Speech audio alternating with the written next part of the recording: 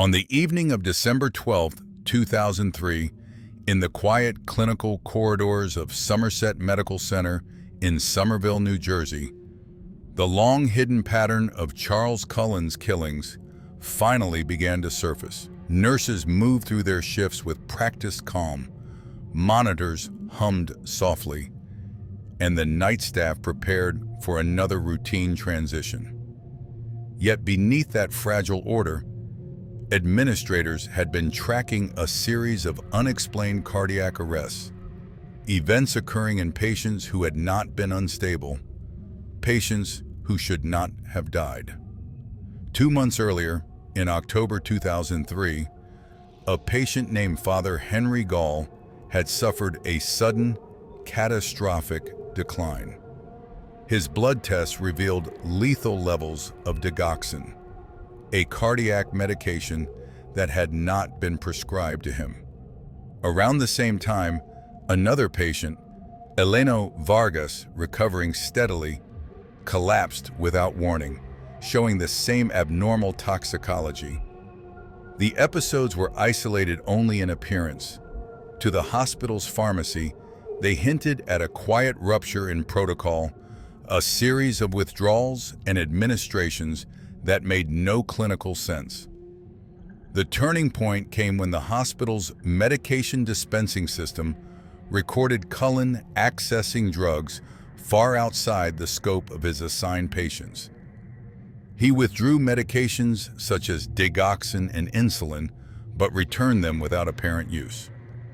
To experienced staff, this signaled a breach of the trust that underpinned the entire profession. To administrators, it marked the emergence of a threat they could no longer conceal within their own internal reviews. Somerset Medical Center contacted the New Jersey Poison Information and Education System, NJPIES, to investigate the abnormal lab results. NJPIES specialists reviewed the data and issued a stark warning. The pattern was consistent with intentional poisoning. Their assessment forced the hospital to notify law enforcement, something administrators had hesitated to do for weeks, hoping the anomalies were errors, misunderstandings, or internal miscommunications. But the data spoke plainly. Detectives Tim Braun and Danny Baldwin of the Somerset County Prosecutor's Office began assembling a timeline of Cullen's movements within the hospital. They noted his history, the rapid transitions from one facility to another, each departure explained by vague reports of performance issues or disruptive behavior, none of which reflected the severity of underlying concerns. They learned he had been quietly dismissed or encouraged to resign from multiple hospitals across New Jersey and Pennsylvania. Each institution had parted ways with him without alerting authorities, allowing him to continue practicing. The detectives turned to Nurse Amy Logren, Cullen's colleague, on the night shift. Amy had worked beside him, shared conversations with him, even comforted him during moments of apparent vulnerability. When investigators asked her to examine medication logs, she noticed a pattern she had overlooked. Cullen's name appeared repeatedly beside drugs linked to the unexplained deaths. The realization struck with a force that unsettled her deeply. The man she had trusted, a man she believed fragile but kind, had been moving in the shadows of the hospital's most vulnerable wards. As winter deepened, surveillance intensified. Investigators monitored Cullen's movements, collected pharmacy data, and cross-referenced patient crashes with his shift schedules. They watched as he attempted to withdraw additional medications, even as scrutiny tightened around him. Finally, on December 12, 2003, detectives approached Cullen at a restaurant in Perth Amboy, where he had agreed to meet them for an interview. The setting was ordinary: tables, quiet conversation, the soft clatter of silverware, Yet the moment carried a quiet inevitability. As questions pressed closer to the unexplained deaths, Cullen's composure began to falter. His answers shifted, grew inconsistent, and the calm facade he had relied upon for years began to strain. He was arrested that night. Within hours, he would begin confessing, not to one death, not to a handful, but to dozens. The scale, like the quiet method he had perfected over 16 years, would emerge only gradually, threatening to eclipse every known case of medical homicide in American history.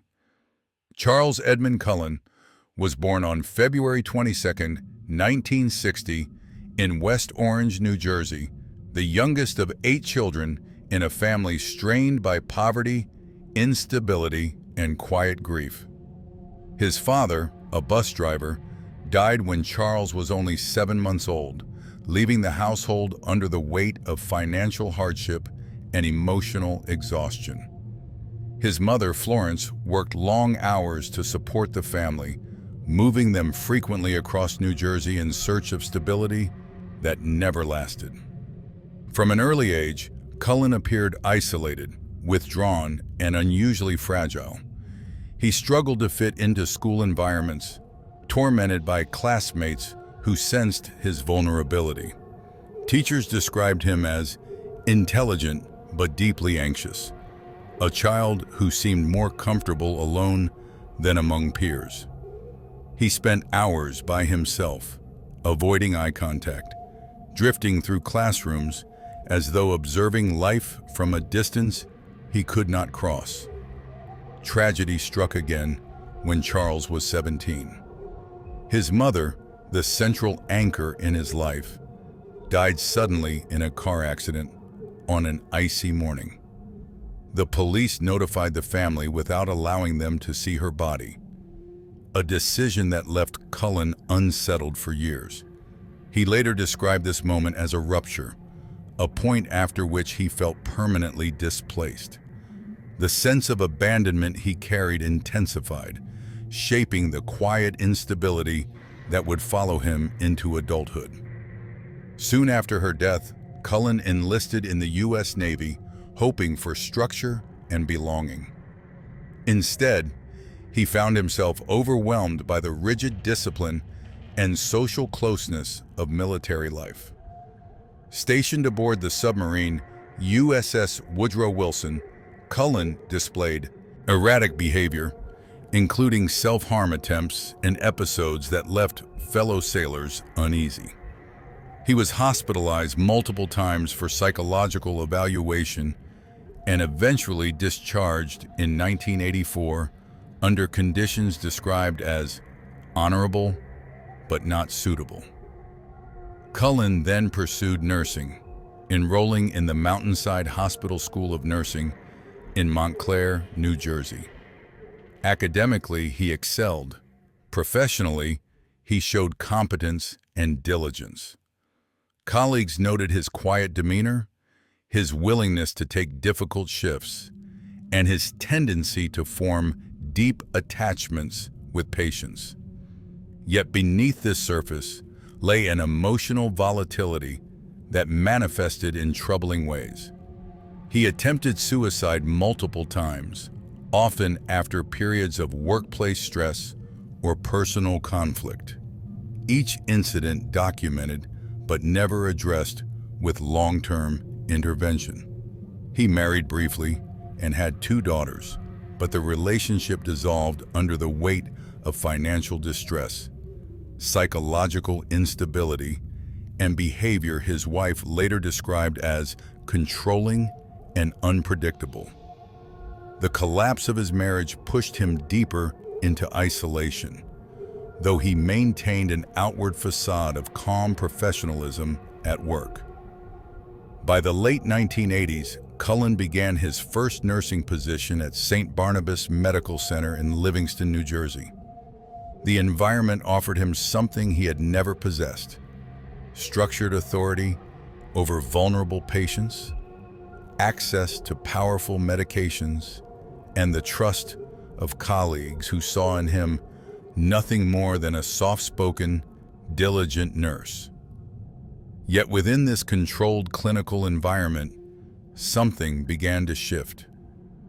Cullen gravitated toward the dimly lit corners of night shifts, toward medication drawers, toward isolated patients who lay silently in their beds under his supervision. Colleagues noticed small oddities, unusual chart entries, medication withdrawals he could not fully explain, sudden crashes among patients who had not been considered critical. Nothing was proven. Nothing was reported. And Cullen, a man shaped by loss, instability, and a longing for control, stepped quietly into the trajectory that would define the next 16 years of his life. When Charles Cullen began working the night shift at St. Barnabas Medical Center in Livingston, New Jersey, in 1987, the hospital's dim corridors offered him a kind of stillness he had never known. The rhythmic beeping of monitors, the soft shuffle of staff, the subdued lighting, all of it created an atmosphere where movements could pass unnoticed, where decisions made in isolation seldom drew immediate scrutiny. For a nurse whose manner was quiet, deferential, almost invisible, the night shift became the perfect environment. Cullen's earliest documented murders trace back to his time at St. Barnabas. The method he developed was simple, silent, and devastating. Administering overdoses of insulin or digoxin, medications that, when misused, could induce sudden cardiac collapse with little external sign. Patients who had been stable hours earlier would slip into arrhythmia, their vital signs spiraling unpredictably. Doctors attributed the crashes to underlying illness. Families accepted the explanations without question, and Cullen remained in the shadows. One of the earliest suspicious deaths was an elderly patient experiencing routine recovery. Cullen accessed medication cabinets repeatedly during his shift, withdrawing insulin for patients who had no orders for it. When the patient crashed unexpectedly, the event was recorded as an unfortunate complication. No toxicology test was ordered. No investigation followed. Cullen blended back into the night shift as though nothing had happened. He moved with a calculated gentleness, checking vitals, adjusting blankets, offering reassurance in a soft voice. To colleagues, he appeared oddly self-contained, strange at times but diligent. His presence drew neither admiration nor suspicion. He simply fit into the quiet machinery of hospital life. Over time, the unexplained deaths formed a pattern noticeable only in hindsight. At first, they were isolated. A crash here, a fatal arrhythmia there, each cloaked by the hospital's expectation that the critically ill were always a moment away from decline. But Cullen began extending his reach. He manipulated medication dispensing systems, accessing drugs assigned for other patients, returning doses without documenting who received them. Pharmacy records showed anomalies, yet no one connected them to intentional harm. When questions did arise, they were limited to administrative whispers. A supervisor once confronted him about incorrect entries, and Cullen responded with meek apologies, claiming exhaustion or clerical error. His demeanor disarmed those around him. Nurses described him as quiet, strange, even sad, but never dangerous. When Cullen left St. Barnabas in 1992, the departure was uneventful. He resigned after hospital executives suspected he had tampered with IV bags, though no formal complaint was filed. No report was made to the state nursing board. No warning followed him. The hospital simply released him from duty, relieved to see him go. His next position at Warren Hospital in Phillipsburg marked a continuation of the same unseen pattern. There, Cullen administered a fatal dose of digoxin to Helen Dean, a cancer patient recovering after surgery. Her son remembered seeing Cullen near her room shortly before her sudden death. He told administrators, even suggested an autopsy, but the hospital conducted only minimal review. Dean was cremated, and evidence of poisoning vanished with her. Once again, Cullen walked away. The deaths from these early years left no dramatic scenes, no visible violence. They were quiet, clinical, indistinguishable from natural decline. And Cullen understood something crucial about hospital life. In a setting where death was familiar, only extraordinary scrutiny could reveal its true nature. No such scrutiny came. He moved from hospital to hospital, 7 in total, each time leaving behind a trail of unexplained cardiac arrests, each time stepping into a new environment that granted him fresh access to the vulnerable. His method evolved only in confidence, not in technique. These first murders established the structure of a career that would continue across 16 years. Subtle intervention, sudden decline, a calm nurse standing nearby, and the quiet acceptance of outcomes that no one thought to question. When Charles Cullen left Warren Hospital after the death of Helen Dean, he carried with him a sense of impunity that shaped every step he took afterward. His methods had attracted whispers, suspicions, and quiet unease, but nothing more. Hospitals dismissed him without reporting him. Administrators sought to avoid controversy, and each unchallenged transition deepened his belief that he could continue without consequence.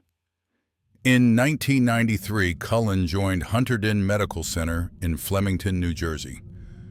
The hospital was smaller, quieter, its rhythm shaped by long-term patients and steady clinical routines. Night shifts remained his preferred domain. The hushed, fluorescent-lit environment provided the cover he needed. Patients sleeping, staff stretched thin, supervisors distant. Cullen quickly learned the pharmacy system, understanding which medications left the faintest footprints: digoxin, insulin, epinephrine, and occasionally verapamil. These drugs, administered in excess, left patients in sudden, catastrophic decline, their deaths easily attributed to existing conditions. One early victim at Hunterdon was an elderly man recovering from a non-critical condition. Cullen accessed his medication records repeatedly during the night, retrieving drugs he had no authorization to administer. Hours later, the man experienced an abrupt cardiac collapse. A code was called resuscitation attempted, and physicians later recorded the event as a tragic but unsurprising deterioration. No autopsy was ordered. Cullen charted the death with routine detachment. He developed a quiet proficiency in selecting victims who were unlikely to trigger suspicion: patients recovering from surgeries, patients with chronic illnesses, elderly patients whose health seemed fragile even when stable. His demeanor remained soft, almost meek. He comforted families, spoke gently to patients, and blended into the background of the wards. Nurses often described him as helpful but withdrawn, someone who volunteered for shifts others avoided, someone who seemed to gravitate toward those alone or afraid. Behind these interactions lay a psychological calculus. Cullen controlled access to medication carts, sometimes overriding automated dispensing systems. He would withdraw drugs without apparent purpose, return doses secretly, or dispose of vials before inventory was checked. Pharmacy staff occasionally noticed discrepancies, an extra withdrawal, a missing ampule, but these anomalies were absorbed by the complexity of hospital operations. The system was too large, too busy, too trusting to center suspicion on a single quiet nurse. By 1996, Cullen moved to Morristown Memorial Hospital. His tenure there was brief and marked by the same invisible pattern. Patients under his night shift care experienced sudden arrhythmias, collapses that seemed medically plausible. When administrators questioned his performance, he cited stress and family difficulties. He was asked to resign. Once again, no formal report was filed. Cullen's personal life during these years spiraled quietly downward. He attempted suicide multiple times: overdose, carbon monoxide, pills, each episode resulting in hospitalization, counseling referrals, and eventual discharge. Psychiatric staff noted depression, instability, and profound loneliness. But Cullen learned to mask his inner turmoil. He told clinicians what they expected to hear. He presented himself as remorseful, compliant, exhausted. The facade held long enough for him to return to nursing. By the late 1990s, Cullen accepted a position at Liberty Nursing and Rehabilitation Center in Allentown, Pennsylvania. There he experimented with a new method: contaminating IV bags used for multiple patients. Within weeks, several residents experienced sudden, severe reactions. One of the nurses noticed his presence near the medication room after hours and reported it. Cullen was dismissed quietly and without inquiry. He continued on to Easton Hospital, also in Pennsylvania, where another patient died under suspicious circumstances involving excessive medication levels. Once more, his tenure ended abruptly, and once more, no action was taken that could have prevented his next step. These years, shifting from one hospital to another and leaving behind unexplained deaths, formed a mosaic of unchallenged violence. Each institution treated his departure as the conclusion of its concerns, never as the beginning of someone else's danger. Cullen relied on that silence. He understood that hospitals feared litigation, reputational damage, and internal scrutiny more than they feared a pattern of unexplained deaths. By the time he reached Somerset Medical Center in 2002, Cullen was no longer experimenting. He was operating with the precision of someone who believed his ability to kill was woven into the very blind spots of the healthcare system.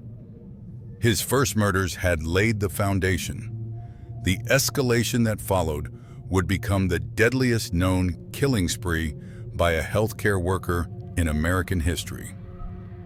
By the time Charles Cullen entered Somerset Medical Center in September 2002, he had spent over a decade refining a pattern of murder that passed silently beneath the surface of the hospitals in which he worked. Somerset, a busy regional facility with modern systems and a heavy patient load, offered him both anonymity and access.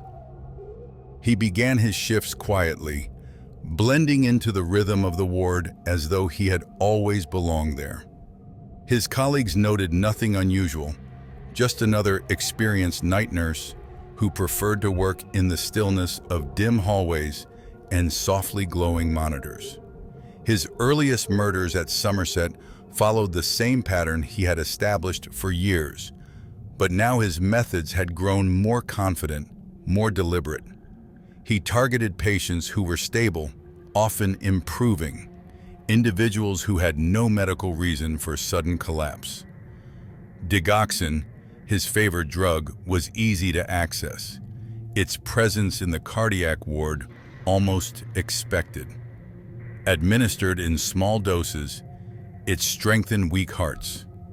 In excess, it shut them down. Cullen took advantage of this ambiguity. The deaths could always be explained away. One of his early Somerset victims was Michael Strenko, recovering from pneumonia. Strenko's condition had stabilized, and doctors anticipated improvement.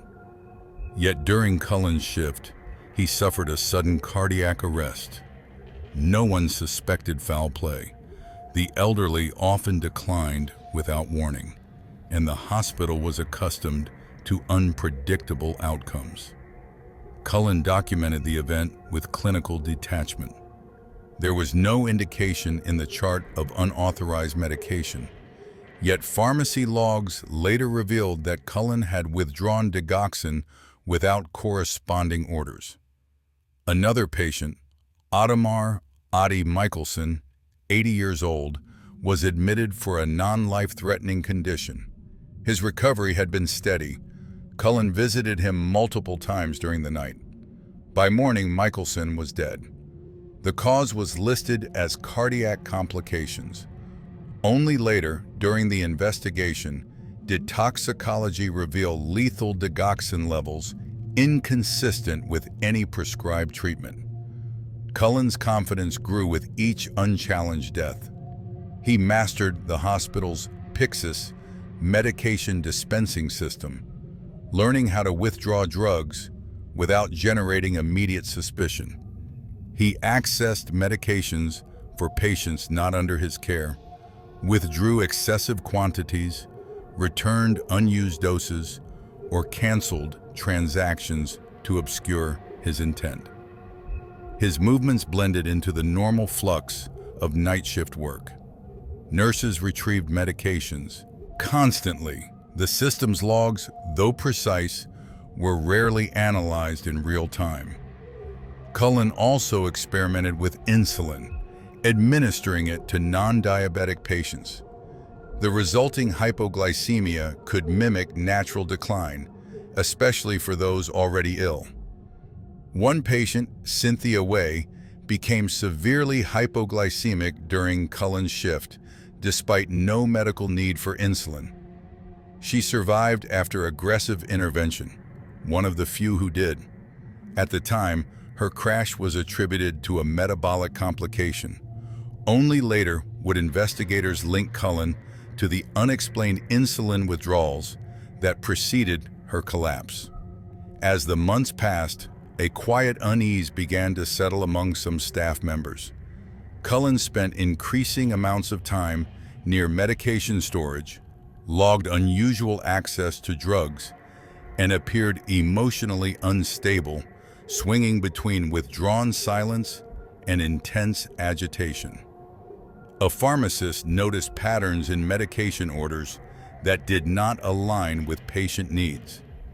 A physician raised concerns about the hospital's rising number of unexpected cardiac arrests. But the full picture remained obscured, fragmented among different departments, each holding only a piece of the mosaic. Hospitals often interpreted anomalies through benign lenses, errors, miscommunications, system glitches, or the natural volatility of severely ill patients. Cullen operated precisely within those blind spots. By early 2003, his killings at Somerset surged. The deaths did not cause alarm because each one was isolated. An elderly patient here, a recovering patient there. Patterns are difficult to see in real time. They emerge only through retrospective analysis. And Cullen relied on that delay. His first murders at Somerset cemented the transition from experimentation to open continuation. He had learned how to manipulate systems, avoid detection, and exploit trust. He had watched hospitals protect themselves rather than confront potential malpractice. He had moved through 7 institutions without a single confirmed accusation. The escalation at Somerset would bring the pattern into sharp focus.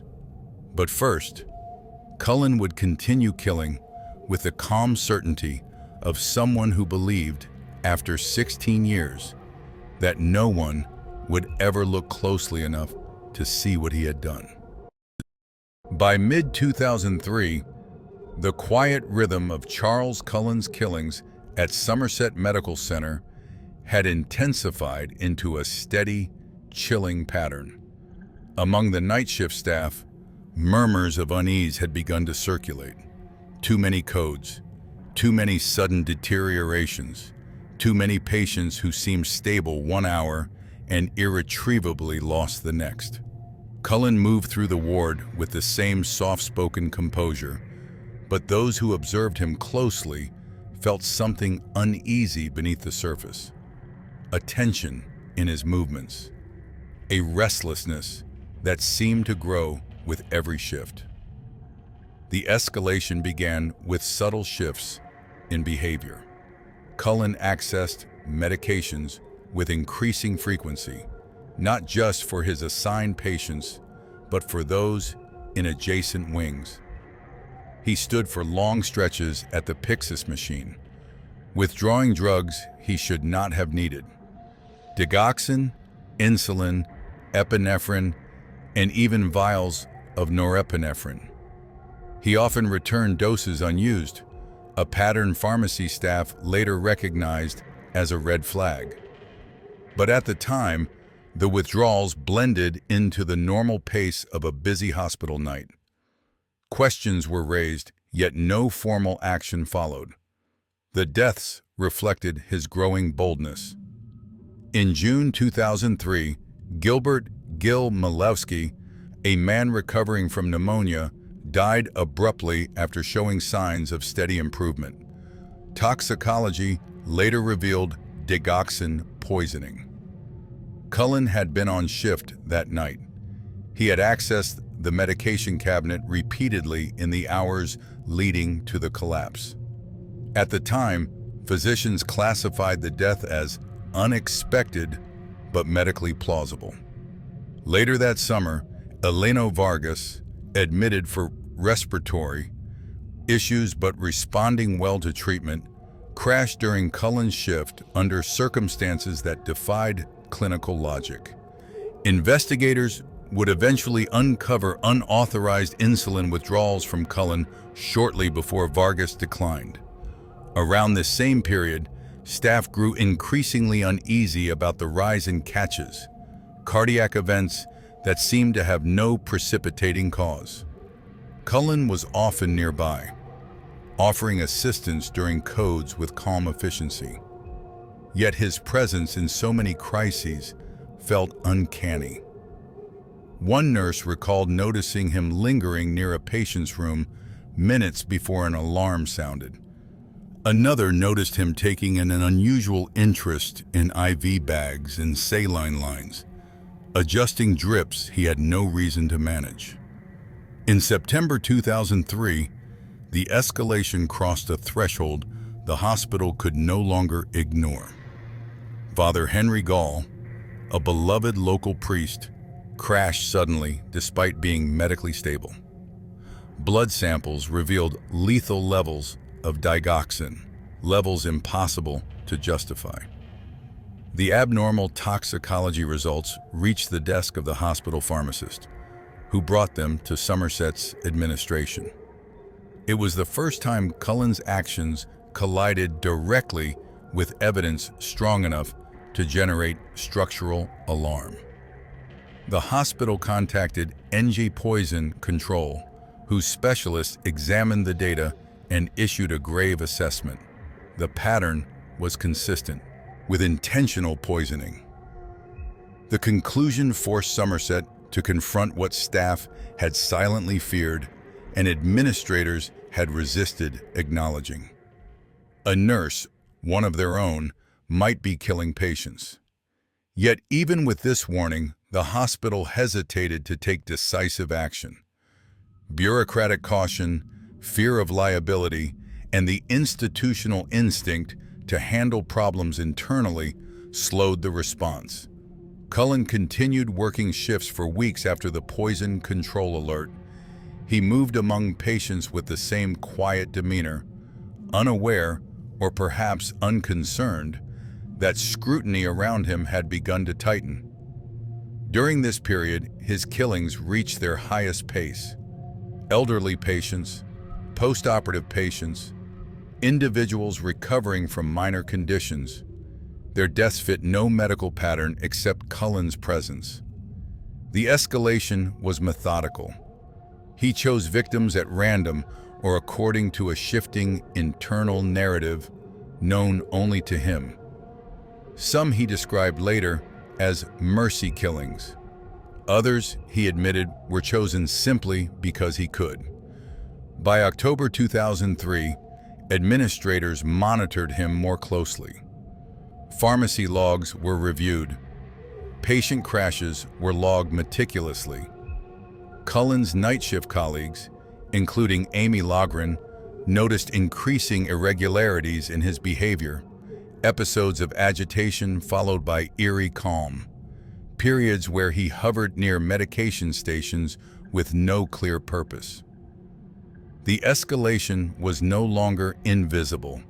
It had become a crescendo, quiet, clinical, but unmistakably deliberate. And it was about to force Somerset Medical Center into a confrontation it could no longer postpone. By October 2003, the deaths at Somerset Medical Center had reached such an alarming frequency that the administration could no longer treat them as isolated clinical misfortunes. Emergency meetings were held behind closed doors. Pharmacy logs were reviewed line by line, and quiet conversations spread through the night shift nurses. Conversations shaped not by speculation, but by fear. Charles Cullen continued working as though nothing had changed. He walked the hallways with the same subdued posture, checked monitors with the same steady movements, and approached patients with the same soft tone that had long concealed the threat he carried. Yet his behavior grew more erratic. He lingered at the Pyxis machine for long periods, withdrawing and returning medications multiple times in a single shift. He wandered into units where he had no assigned responsibilities. He appeared exhausted, distracted, and at times unsettled, as though the pressure of maintaining control had begun to erode the fragile calm he depended on. During these months, Cullen's killings intensified. Frankie Risco, admitted for respiratory complications but improving steadily, collapsed during a night shift Cullen oversaw. Unauthorized insulin withdrawals corresponded precisely with the timeline of Risco's decline. At the time, the event was recorded as an unforeseen complication. Only after Cullen's arrest would investigators discover the medication anomalies. Another victim, Florian Gall, experienced a sudden, unexplained cardiac arrest after Cullen accessed digoxin from the medication system. Toxicology reports revealed levels of the drug far exceeding therapeutic doses. These results, sent to NJ Poison Control, prompted the organization to repeat its warning. The pattern was consistent with deliberate poisoning. Somerset's administrators were now confronted with a crisis. Internal reviews revealed a concentration of deaths centered around Cullen's shifts. The spikes in mortality, once attributed to seasonal patterns or chance misfortune, aligned too precisely with his presence. Pharmacy logs showed withdrawals of medications not linked to any physician orders. Cullen's explanations, clerical errors, misplaced vials, stress, no longer muted the rising alarm. At the center of this growing tension stood nurse Amy Logren, Cullen's colleague and in many ways his only trusted companion at Somerset. Amy had considered Cullen fragile, even sympathetic. They shared long conversations during the night shift, moments of apparent vulnerability in which Cullen spoke of personal pain but never hinted at malice. When detectives approached Amy with the pharmacy records, her initial disbelief gave way to a slow, devastating recognition. She agreed to help authorities. Using a specially designed work badge connected to investigative monitoring, Amy allowed detectives to track Cullen's movements and access points within the hospital. She studied the medication logs, tracing patterns she had once dismissed as anomalies. The realization that her colleague, the man she had comforted, defended, and seen as deeply troubled but harmless, was likely killing patients weighed heavily on her. But her cooperation became critical to the investigation that was now accelerating. Meanwhile, Somerset administrators took tentative measures. Cullen was placed under increased supervision. Security was instructed to document his movements discreetly. Pharmacy staff implemented stricter controls, but the hospital did not remove him from duty. Not yet. The delay stemmed from legal caution, fear of wrongful termination, and the institution's lingering hope that the anomalies might still prove benign. During these weeks, Cullen's killings continued. One of his final Somerset victims, Eleno Lenny Melgar, suffered a rapid decline during Cullen's shift, again after unauthorized insulin withdrawals appeared in the system. Melgar's sudden death contributed to the mounting evidence, adding pressure on the hospital to act. By late November, detectives Braun and Baldwin had compiled enough data to confront Cullen. His access logs, medication anomalies, patient crashes, and the toxicology of Father Gall. Each piece formed a constellation, pointing unmistakably toward intentional harm. And yet, Cullen remained silent. He moved through the hospital with the same subdued gait, offering quiet assistance even as the institution around him braced for a revelation it could no longer avoid. The escalation had reached its peak. The structure of illusion Cullen had built over 16 years was beginning to fracture. Every shift brought new questions, new anomalies, and a tightening circle of scrutiny. Somerset Medical Center was on the brink of acknowledging what had long remained unspoken. The threat inside the hospital was not an error, not a system glitch, but a nurse. By late November 2003, the fragile concealment Charles Cullen had relied upon for 16 years was beginning to unravel. Somerset Medical Center, pressured by toxicology reports, internal pharmacists, and external agencies, found itself confronting a reality it had long tried to avoid. The deaths were not random, not clinical misfortune, not the unpredictable darkness that hospitals naturally absorb. They were connected quietly, precisely, and consistently to a single nurse. Under growing scrutiny, Cullen's behavior shifted in ways that suggested both unraveling control and an attempt to maintain the quiet mask he had worn his entire career. Some nights he paced the hallways with restless agitation, retreating to medication rooms where he lingered without clinical purpose. Other nights, he appeared unnaturally calm, watching monitors with a kind of detached stillness that unsettled colleagues who once dismissed his strangeness as harmless. In those final weeks, Cullen continued withdrawing medications he had no authorization to administer. Pyxis logs showed patterns that were by now unmistakable. Repeated access to insulin, digoxin, and other high-alert drugs, followed by sudden patient declines. He seemed to hover around individuals who were improving or preparing for discharge, patients whose deaths would otherwise provoke questions but were instead absorbed into the complexities of modern medicine. One of these patients was Eleno Vargas, whose sudden deterioration in October 2003 had triggered the first official toxicology alarm. Another was Florentino Tino Saldana, a man recovering steadily until he crashed during Cullen's shift. The timing of his collapse aligned precisely with Cullen's medication access, forming yet another point in a pattern investigators were now mapping meticulously. The hospital, under mounting pressure, finally suspended Cullen on December 12, 2003.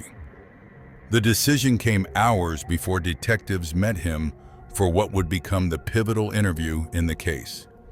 But in the days leading up to his suspension, Cullen remained at Somerset, moving through the wards even as administrators debated how to respond.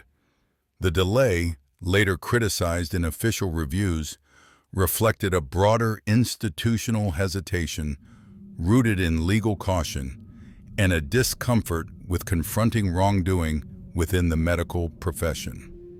Meanwhile, Nurse Amy Logren, working closely with detectives, continued monitoring Cullen's movements in real time. She watched his access to medications, documented his entries into restricted rooms, and worked undercover within her own hospital to help investigators build a case strong enough to withstand legal scrutiny. The emotional weight of this role was immense. She had believed Cullen to be damaged, lonely, perhaps depressed, but not violent. To realize he had likely been killing patients beside her was a revelation that reshaped her sense of safety, trust, and professional identity. The detectives, Tim Braun and Danny Baldwin, recognized the urgency. Patient deaths had not stopped. Toxicology reports were now irrefutable. Pharmacy logs provided a chronological spine for the case. They prepared to confront Cullen directly, understanding that evidence alone would not reveal the full scale of his crimes. Cullen, with his long history of psychological distress, suicidality, and emotional instability, might confess if they approached him with the right balance of pressure and empathy. On the evening of December 12th, the investigation reached a turning point. Cullen agreed to meet at a diner in Perth Amboy, a neutral location where the detectives could question him without the intensity of an interrogation room. The scene was deceptively ordinary. Families eating dinner, conversations blending into a soft hum, servers moving between tables. Cullen sat quietly, hands folded, eyes distant. As detectives pressed him on medication anomalies, patient crashes, and toxicology results, his responses shifted from denial to deflection, from confusion to fatigue. Then his facade began to loosen. For the first time, he appeared overwhelmed, not by guilt, but by the collapse of the silence he had relied upon for so long. Within hours, Cullen was in custody. The escalation of his killing career had reached its inevitable end, not through a dramatic event, but through the slow, methodical accumulation of evidence and the courage of colleagues who recognized the truth beneath the quiet surface. What came next would reveal a scale of harm that stretched far beyond Somerset, reaching back through dozens of hospitals and hundreds of patients who had never known the danger that stood at their bedside.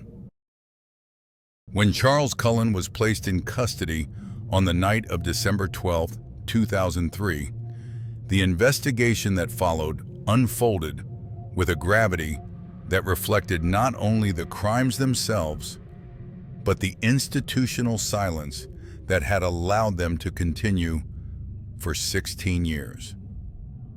Detectives Tim Braun and Danny Baldwin, who had spent months assembling evidence from Pyxis logs, toxicology reports, and witness statements, now faced the task of unraveling the full scope of Cullen's actions, an undertaking that would grow larger with each passing hour.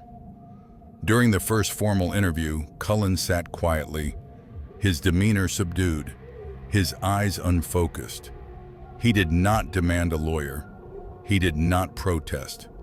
Instead, as detectives laid out the anomalies, the digoxin overdoses, the insulin withdrawals, the sudden patient declines, Cullen's responses shifted from denial to resignation. It was Nurse Amy Logren brought into the final stage of questioning due to the trust Cullen had placed in her, who delivered the final pivotal blow. When she confronted him gently, asking whether he had done something terrible, Cullen lowered his gaze and whispered, almost inaudibly, "I did." It was the beginning of a confession, unlike any in modern healthcare history. In the hours that followed, Cullen began listing names. Patients from Somerset Medical Center, from Hunterdon, from Warren, from St. Barnabas. He spoke in a flat, affectless tone, as though he were reading from a ledger long kept in his mind. Some names came easily.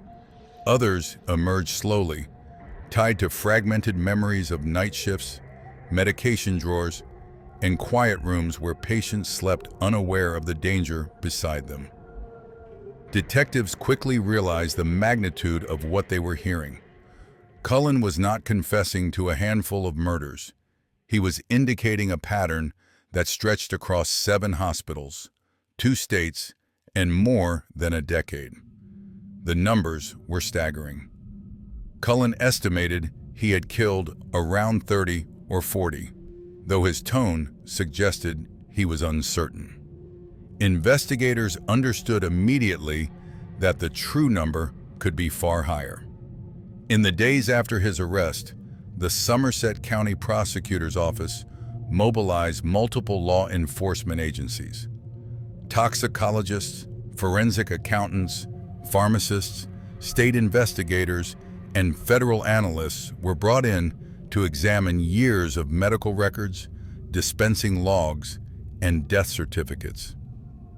Hospital administrators from every institution Cullen had worked in, St. Barnabas, Warren, Hunterdon, Liberty, Easton, Lehigh Valley, Somerset, were contacted. What began as a local investigation expanded rapidly into a multi-state review. Pyxis logs proved essential. In hospital after hospital, investigators uncovered the same anomalies. Unauthorized withdrawals of digoxin, insulin taken without matching physician orders, medications removed for patients not under Cullen's care, returned doses that did not match recorded withdrawals.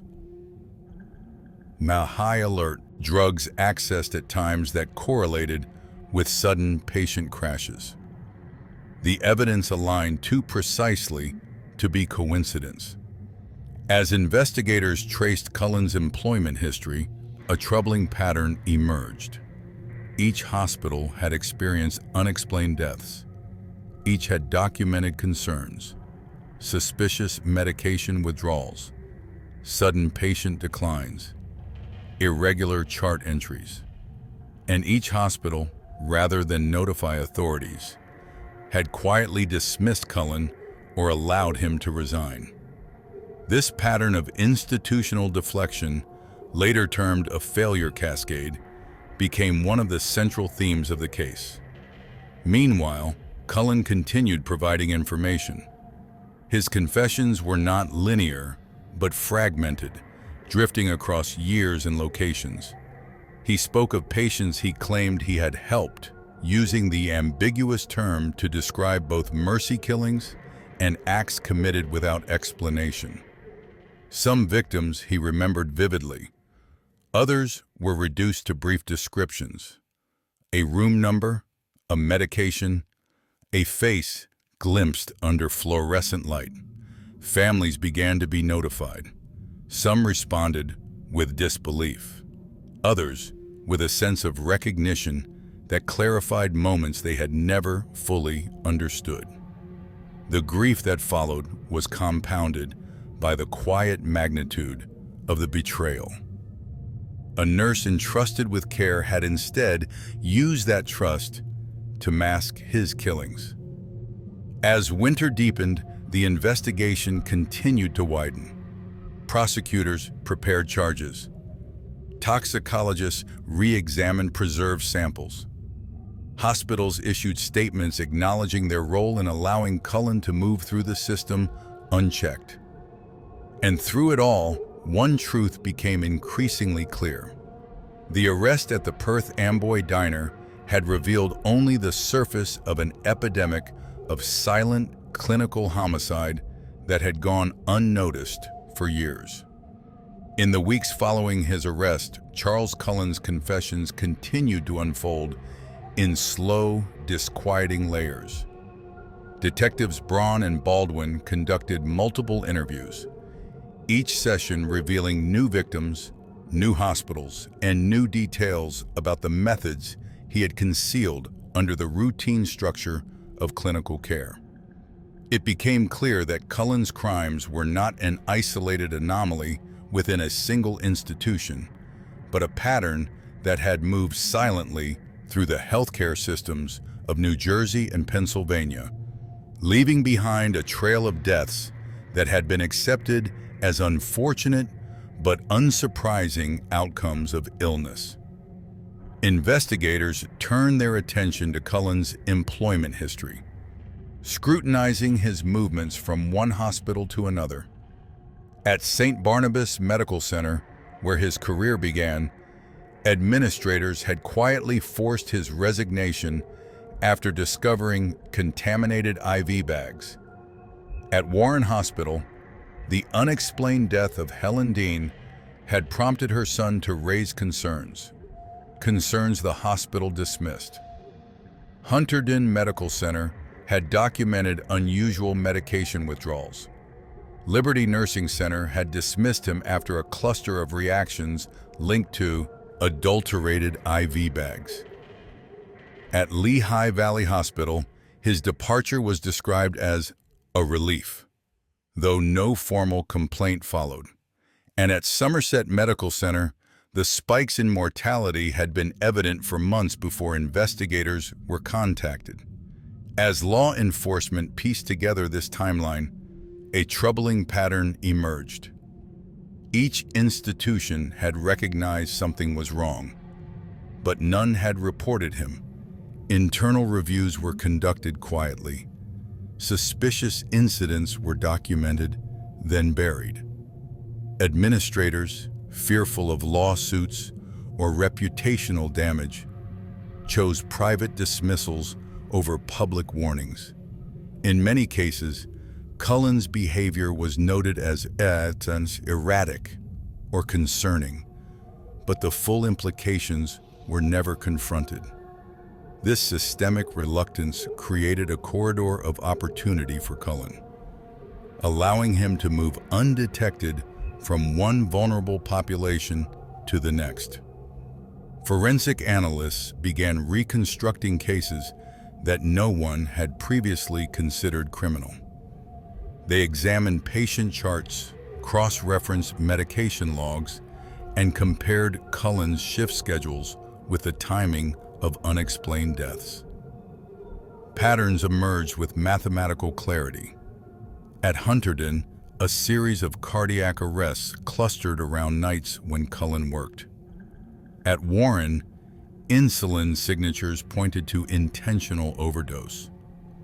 At Easton, a cluster of digoxin-related collapses aligned precisely with his shifts. But the process was painstaking. Many victims had been cremated, their remains unavailable for toxicological testing.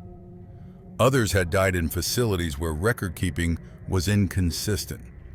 In dozens of cases, investigators were forced to rely on circumstantial patterns, powerful in aggregate, but difficult to prosecute individually. Meanwhile, Cullen's demeanor shifted subtly over the course of the investigation. At times he was cooperative, even reflective, speaking in quiet tones about his sense of being meant to relieve suffering. At other moments, he withdrew into silence, refusing to elaborate on motives or to clarify the true number of victims.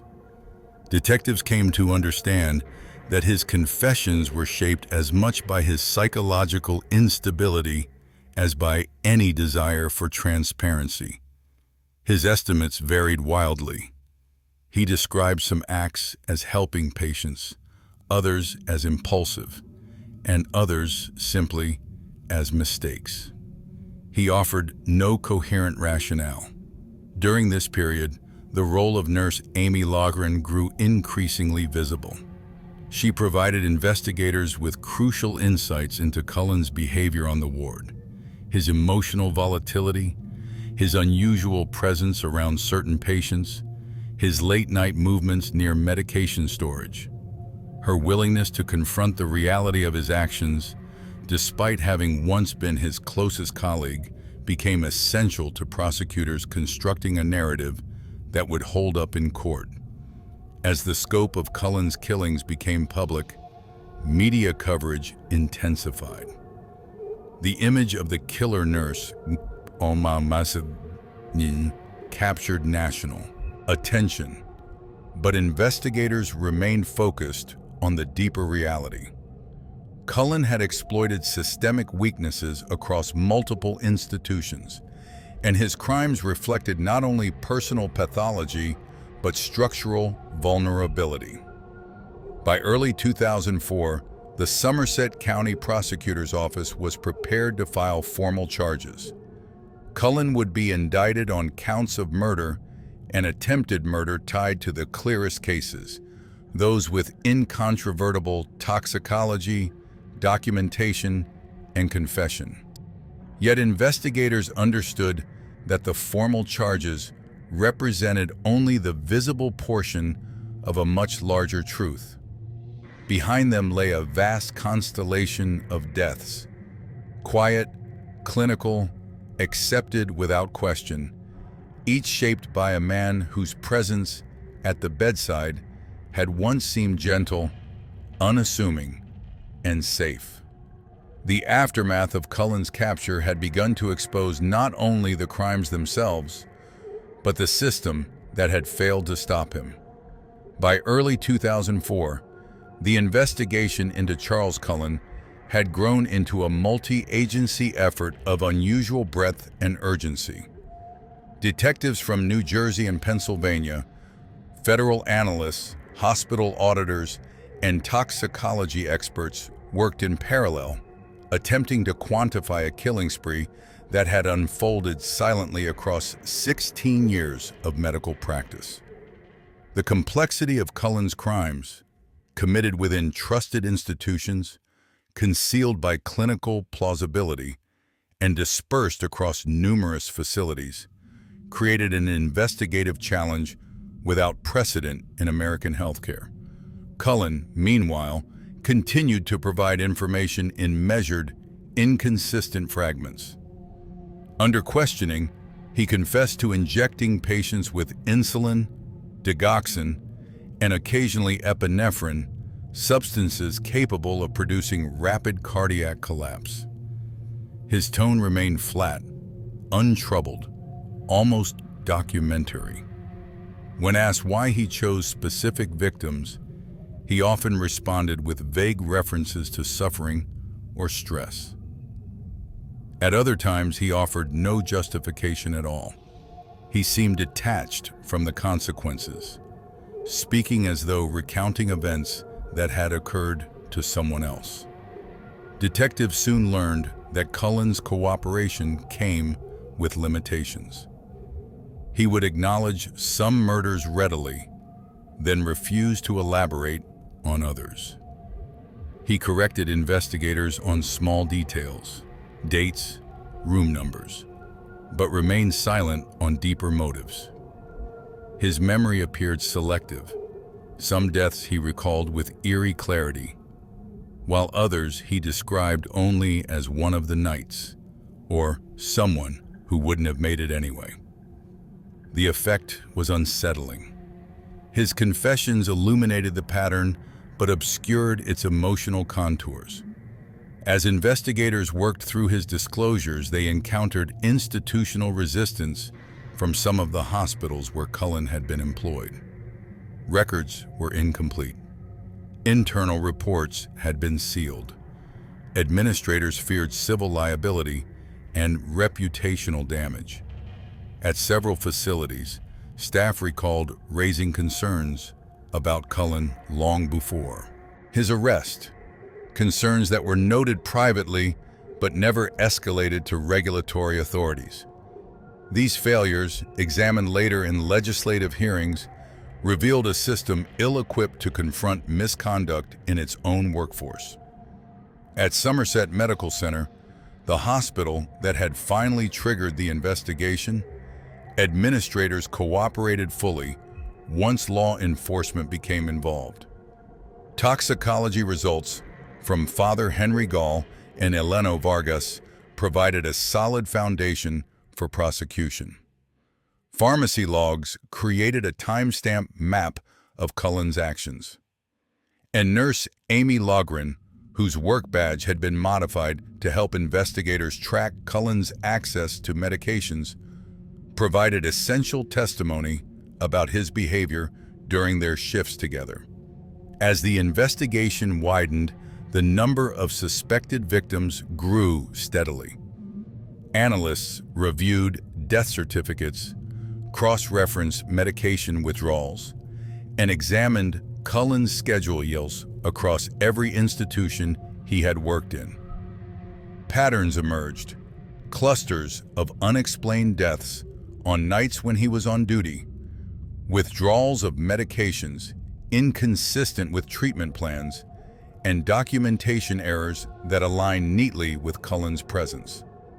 But the full number of victims could never be determined precisely. Many bodies had been cremated. Many deaths had occurred in hospitals where autopsies were rare. And Cullen himself fluctuated between frank admissions and evasive silence.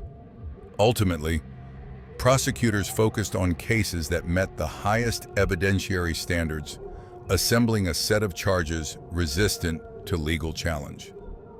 In April 2004, Cullen formally admitted to killing 13 patients at Somerset Medical Center and 3 at Hunterdon Medical Center.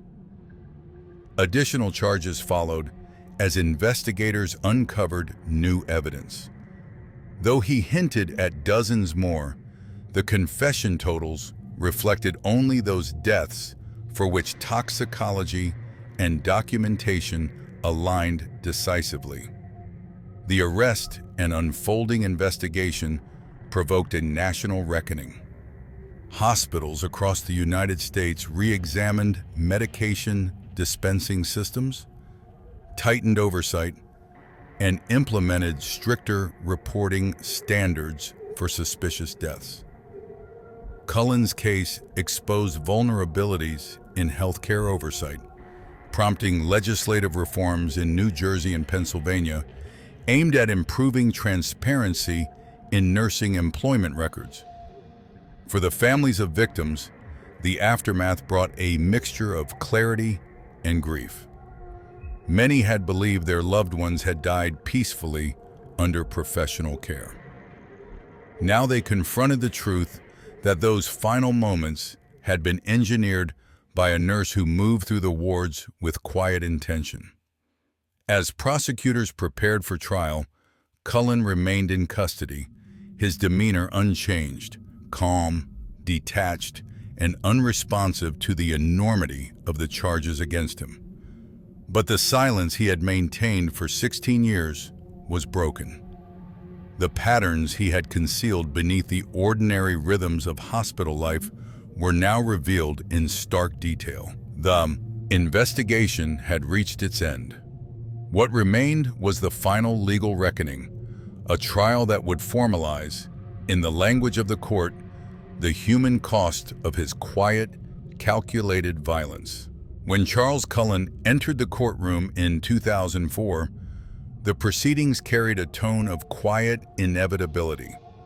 There was no spectacle, no dramatic clash between prosecution and defense, only the slow, methodical presentation of evidence gathered across months of investigation and the subdued presence of the nurse whose 16-year career had left an unknowable number of victims in its wake.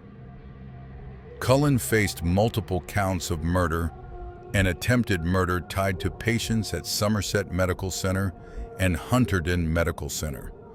The charges represented only a fraction of the deaths investigators believed he had caused, but each case was supported by toxicology, medication dispensing logs, and his own fragmented confessions.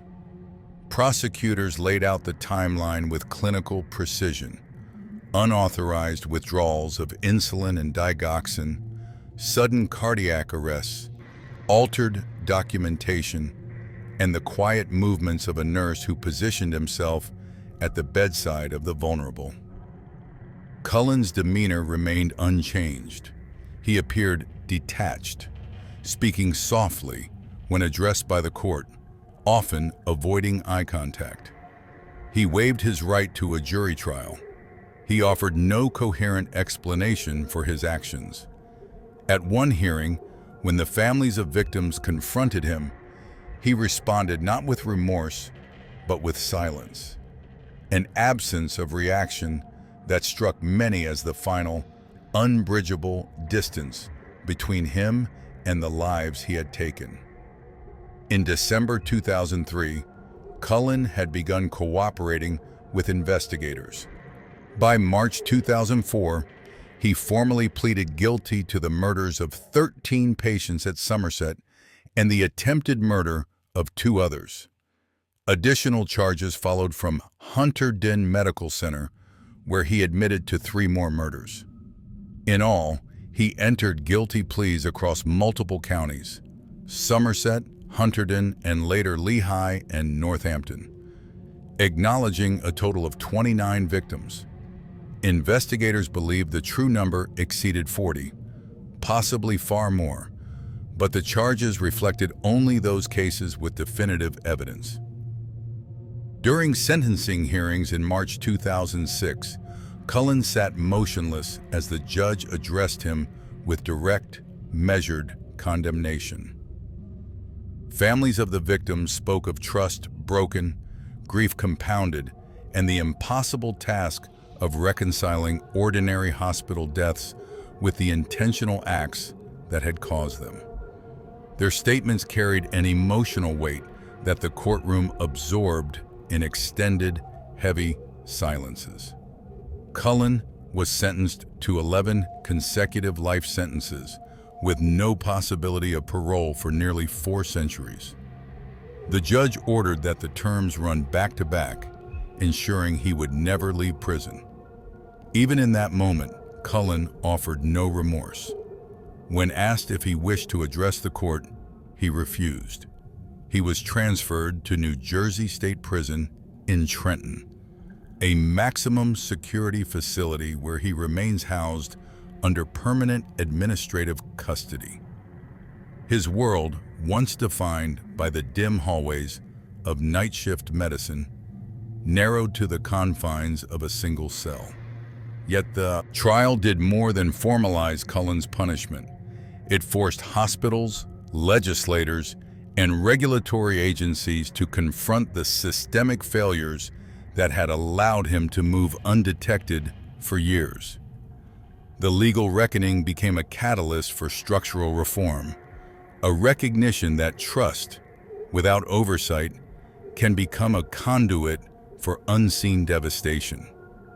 In the years following his conviction, Charles Cullen retreated into the same quiet vacancy that had defined him throughout the investigation. Within New Jersey State Prison, he remained largely withdrawn. He declined interviews, refused to explain motives, and offered no further insight into the true number of his victims. His confessions, already partial, became fixed in silence. The man whose actions had spanned 2 states, 7 hospitals, and more than a decade existed now in an environment stripped of autonomy, a stark counterpoint to the unchecked power he once exercised over vulnerable patients. Outside the prison walls, the consequences of his crimes continued to reverberate. Hospitals he had passed through were scrutinized in public hearings. Administrators faced questioning about failures to report suspicious incidents, unexamined medication discrepancies, and internal investigations that had led quietly to resignation rather than accountability. The case became emblematic of a broader problem in American healthcare: the absence of a centralized system for flagging dangerous practitioners. Public outrage prompted legislative reform. New Jersey enacted laws requiring hospitals to report suspicious behavior by healthcare workers and to strengthen oversight of medication dispensing systems. Employment histories for nurses became more transparent. States expanded their background check requirements. Regulatory bodies strengthened their procedures, creating safeguards designed to prevent another case like Cullen's from unfolding undetected. For families of victims, the reforms provided some measure of closure, but the emotional toll remained profound. Many had believed their loved ones died naturally, only to learn years later that their final moments had been engineered under the guise of care. The weight of that revelation lingered. Cullen himself, even after sentencing, offered no remorse. During one court hearing, he disrupted proceedings with a chillingly flat repetition of "Your Honor, you need to step down," delivered repeatedly until he was removed from the courtroom. Psychologists noted that his detachment, emotional absence, and moral disengagement were consistent with severe personality disorder, though Cullen refused formal evaluation. He remains in custody today, serving out life terms in silence. In the broader history of American crime, Charles Cullen occupies a singular place. Not because his methods were dramatic, but because they were quiet. His crimes blended into hospital routines, obscured by the very nature of medical work, where monitors fall silent without warning and the line between life and death is often fragile. His case stands as one of the most devastating breaches of trust in modern healthcare, a reminder that institutions built on compassion can be vulnerable to harm concealed in plain sight. And while the precise number of his victims may never be known, the echo of his actions persists. In the reforms his case inspired, in the records he altered, and in the memory of those who trusted a nurse who moved through the night with calm, deliberate certainty.